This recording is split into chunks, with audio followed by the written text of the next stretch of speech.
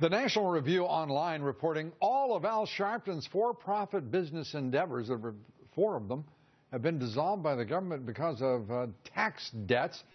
Joining us now, the woman who broke the story, National Review Online's investigative reporter, Jillian K. Melchior, and Republican strategist, Fox News contributor, Angela McGlowan. Good to have you both here. Good to be here. Jill, let's start with your piece, which is terrific. Thank you. It's for-profit, right? 4 for-profit entities. And all dissolved for either failure to pay taxes or failure to comply with taxes. Some combination of not filing taxes on time, not filing what he should have, not paying his taxes. And I mean, you really see a pattern looking from business to business here. And there's very little secret here. I mean, there's been reporting about millions of dollars and taxes owed. Where does the man turn here? I mean, he is, I don't know, has he evaded taxes, avoided taxes?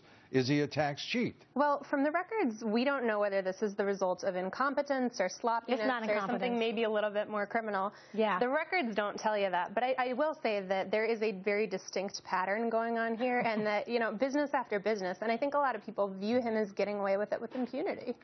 What do you think, Angela? And this is the president's advisor. Yeah. He's met with the president, close to... Dozens of them. Yeah, over, 80 times?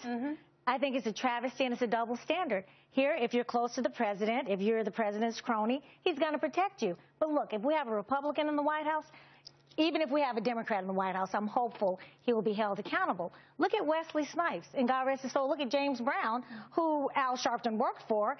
I mean, they went to jail. Why isn't this guy behind bars? Well, I think it is definitely a credibility problem for him. I was trying to find out why he wasn't behind bars. You know, I think maybe the IRS isn't going after him more aggressively because they're saying maybe he doesn't have enough assets to settle what he owns. And I know he's also reached a tax settlement, but I find that kind of interesting in and of itself because when I tried to find the tax settlement, not public, won't disclose whether or not he got a discount deal. In fact, wouldn't tell me any details whatsoever on it. So. Okay, so this guy wears Canali suits, has gold and diamond jewelry. I mean, supposedly all given to him. That's what I'm hearing. Oh, I'll give it to him. But if they're gifts, don't you have to pay taxes on those things too? So the bottom line is the IRS has access where they can seize your property and you can go to jail. Well, there's a theme here that, with this administration and those with whom they're intricately involved, like the Reverend. Now they have a meeting today in the White House with, quote unquote, this is their writing, American Muslim leaders. They will not disclose who those leaders are.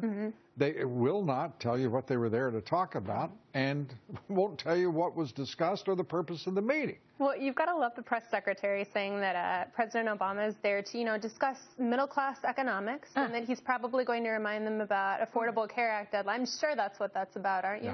Yeah. I'm not sure of anything when it comes to this administration, but I do know this. This isn't quite the openness I expected from this most open and transparent administration. That's what I was just about to say, transparency. And doesn't the White House belong to the people? No. I guess not. I guess not. So he snubs his nose to Netanyahu. Biden will not attend the joint session in Congress.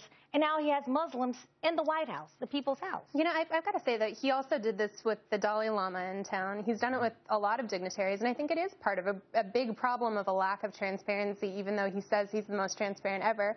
I mean, last year around this time of year, you had the Associated Press. You also said you could keep your doctor, right? Yeah, of course. I mean, you've got the Associated Press coming at it saying, you know, this White House is trying to give us photos. It's a lot of propaganda, and it's not a lot of transparency. Well, propaganda is lies.